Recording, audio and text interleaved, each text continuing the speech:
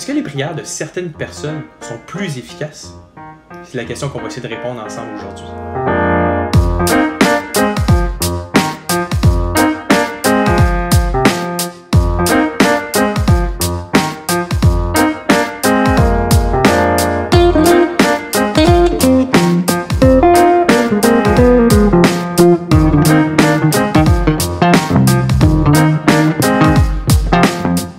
Quand j'étais jeune, bon, faut dire que je suis pas si vieux que ça, là, mais quand j'étais plus jeune, j'écoutais certaines personnes prier. J'écoutais leurs prières, je me disais, waouh, ils prient avec une telle assurance, avec une telle profondeur. J'étais impressionné d'entendre ce genre de prière-là qui était faite par ces hommes ou ces femmes-là qui étaient dans mon église. Et je me disais, les prières, je les trouvais tellement belles que je me disais, peut-être que Dieu les écoute d'une manière particulière. Puis souvent, ce genre de réflexion-là, ça l'arrivait lorsque je comparais mes prières avec ces belles prières-là que j'entendais. Je trouvais que mes prières étaient pauvres, qu'elles ne disaient pas grand-chose, que je traînais à la surface, puis je n'étais pas capable de prier avec la même intensité que ces personnes-là. Et lorsque je me comparais, des fois, je me disais, ouais, si seulement telle personne priait pour moi, c'est sûr que Dieu les écouterait plus que moi parce qu'ils font tellement des belles prières. Ce genre de réflexion-là peut nous amener à croire qu'il y a certaines personnes que lorsqu'ils prient, leurs prières vont être plus efficaces que nos prières ou que certaines personnes vont prier plus efficacement que d'autres personnes. Et par efficace, ce que je veux dire, c'est que Dieu va répondre favorablement à leurs prières. Dieu va répondre oui à leurs demandes. Alors la question qu'il faut qu'on se pose, c'est est-ce que la prière de certaines personnes est réellement plus efficace? Selon le révérend Kevin D. Gardner, il va dire, ben oui, la prière de certaines personnes va être plus efficace. Et là, c'est troublant comme genre de réponse. On se dit, ben voyons donc, comme s'il y avait une hiérarchie dans les prières. Comment est-ce qu'on peut affirmer quelque chose du genre? Eh bien, cet auteur-là va attirer notre attention dans le livre de Jacques. Parce qu'effectivement, dans Jacques, au chapitre 5, la fin du verset 16 répond directement à cette question-là. Dans Jacques 5, je le répète, au verset 16, c'est écrit « La prière agissante du juste a une grande efficacité ». Donc, effectivement, les prières de certaines personnes vont être plus efficaces. Selon le livre de Jacques, c'est lorsque le juste prie qu'il peut y avoir une plus grande efficacité. C'est la prière du juste qui a une grande efficacité, nous dit Jacques. Alors là, la question qu'il faut qu'on se pose, c'est « Mais qui est le juste? » Et lorsqu'on lit la Bible, on se rend compte qu'il y a une seule personne qui a marché sur terre, qui a été parfaitement juste. Cette personne-là, c'est Jésus, le Fils de Dieu, Dieu fait homme. Parce que lorsque Jésus a marché sur terre, il a pleinement rempli tous les standards de Dieu à la perfection. Et lorsqu'on lit les évangiles, lorsqu'on lit la vie de Jésus, ce qu'il a fait, et lorsqu'on constate son obéissance parfaite à son Père céleste, la seule conclusion raisonnable qu'on devrait arriver, c'est de constater à quel point nous, on n'est pas parfaits. À quel point nous, comparé à Jésus, on est injuste devant Dieu. Mais la Bible n'arrête pas là. L'Évangile, c'est-à-dire la bonne nouvelle, selon la Bible, c'est qu'il y a une solution à ce problème-là. Il y a une solution à cette injustice. Et dans 2 Corinthiens, au chapitre 5, le verset 21, c'est écrit « Celui qui n'a point connu le péché, il l'a fait devenir péché pour nous, afin que nous devenions en lui justice de Dieu. » En d'autres mots, Jésus est venu sur terre pour prendre sur lui notre injustice et nous donner sa justice parfaite. Ainsi, l'Évangile, la bonne nouvelle, c'est que ceux qui placent leur foi en Jésus, ceux qui croient que Jésus a la puissance de faire ce que la Bible affirme que Jésus est venu faire, sont déclarés justes devant Dieu.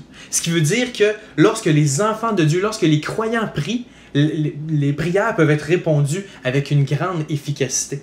Et c'est ça réellement le sens de ce que Jacques est en train de dire. Si on relit le verset 16 de Jacques au chapitre 5, mais à partir du début du verset, on constate que Jacques dit à ses lecteurs « Confessez donc vos péchés les uns les autres et priez les uns pour les autres afin que vous soyez guéris. La prière agissante du juste a une grande efficacité. » En d'autres mots, le verset 16 qui est en train de dire, c'est Jacques qui dit à ses lecteurs, qui dit aux croyants, priez, priez les uns pour les autres. Et ce qui va venir justifier ce commandement-là, c'est qu'il va dire, c'est que la prière du juste, la prière des enfants de Dieu peut être réellement efficace. Alors les justes, selon Jacques, dans ce verset-là, ce sont les enfants de Dieu. Mais Jacques n'arrête pas son enseignement sur la prière seulement au verset 16. Il continue au verset 17 en donnant un exemple pour nous. Dans Jacques, au chapitre 5, le verset 17, on y lit que Élie était un homme de la même nature que nous. Il pria avec instance pour qu'il ne pleuve point. Il ne tomba point de pluie sur la terre pendant 3 ans et 6 mois. Élie a demandé à Dieu que la pluie arrête de tomber sur la terre pendant 3 ans et demi. C'est une prière incroyable. Et ce que Jacques est en train de nous rappeler ici, l'Ancien Testament enseigne que Dieu a répondu oui à cette requête-là. Dieu a répondu favorablement à la prière d'Élie. Et là, la question qu'on peut se poser, c'est pourquoi est-ce que Dieu a choisi de répondre favorablement à Élie?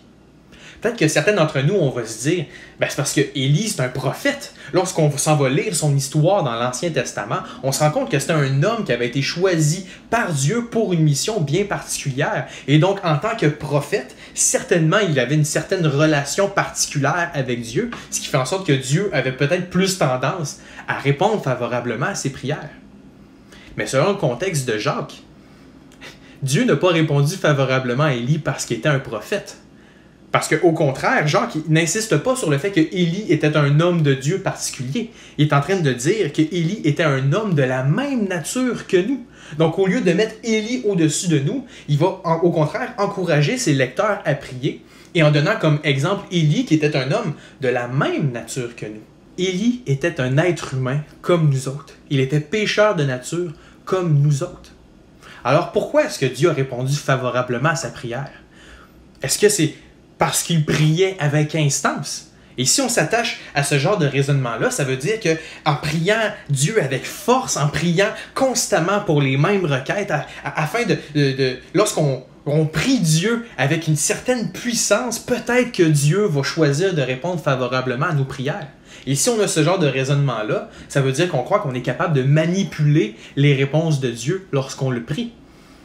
Mais la réponse, si Dieu a répondu favorablement à la prière d'Élie, c'est à cause du contexte dans lequel il a fait cette prière-là. En fait, cette histoire-là d'Élie qui demande à Dieu d'arrêter la pluie, on voit ça dans 1 Roi au chapitre 17. Et ce qu'on se rend compte dans ce chapitre-là, c'est que Dieu veut juger le peuple d'Israël à cause de sa rébellion. Et le jugement que Dieu veut opérer contre Israël prend la forme de l'absence de pluie pendant 3 ans et demi. Et c'est un jugement qui est très sévère, parce que lorsqu'on n'a pas de pluie pendant de longues périodes de temps, c'est très difficile de faire cultiver quoi que ce soit. Donc, un jugement très sévère de la part de Dieu. Donc, on se rend compte que si Dieu a répondu favorablement à la prière d'Élie, c'est seulement parce que Élie a demandé à Dieu ce que Dieu voulait déjà. En d'autres mots, Élie a prié selon la volonté de Dieu. Et c'est pour ça que Dieu a répondu à sa prière et que la prière de cet homme-là, de la même nature que nous, a agi avec une grande efficacité. Alors, qu'est-ce qu'on retire de cet exemple-là, de cet enseignement que Jacques nous fait dans la fin de son épître? Eh bien, il faut comprendre que l'efficacité de nos prières ne dépend pas de certaines caractéristiques personnelles qu'on possède. On l'a dit, on n'est pas juste devant Dieu par nos propres mérites. Si on est déclaré juste devant Dieu, c'est seulement à cause de l'œuvre parfaite de Jésus. Donc, nos prières ne seront pas plus efficaces à cause de certains traits que je possède ou d'une manière que je prie Dieu. Non. L'efficacité de nos prières dépend de si elles sont en accord avec la volonté de Dieu. Donc, si on veut voir Dieu répondre favorablement à nos prières, il faut qu'on apprenne à prier la volonté de Dieu. Il faut donc qu'on se tourne vers lui, qu'on crie à lui afin qu'il vienne changer notre cœur. Je nous encourage à nous présenter devant Dieu et à lui demander « Seigneur, permets-moi de désirer ce que toi, tu désires. » Ou encore « Seigneur, montre-moi comment chercher ta volonté et la comprendre. » Disons à Dieu « Apprends-moi à prier non pas ce que je veux, mais ce que tu veux. Et ce que tu veux pour ma vie, ce que tu veux pour les gens autour de nous et ce que tu veux pour le monde. » Et lorsque Dieu va venir transformer notre vie de prière, attendons-nous à ce qu'il réponde favorablement et qu'il utilise nos prières efficacement pour sa gloire et pour l'avancement de son royaume. Sur ce, je souhaite que Dieu vous bénisse.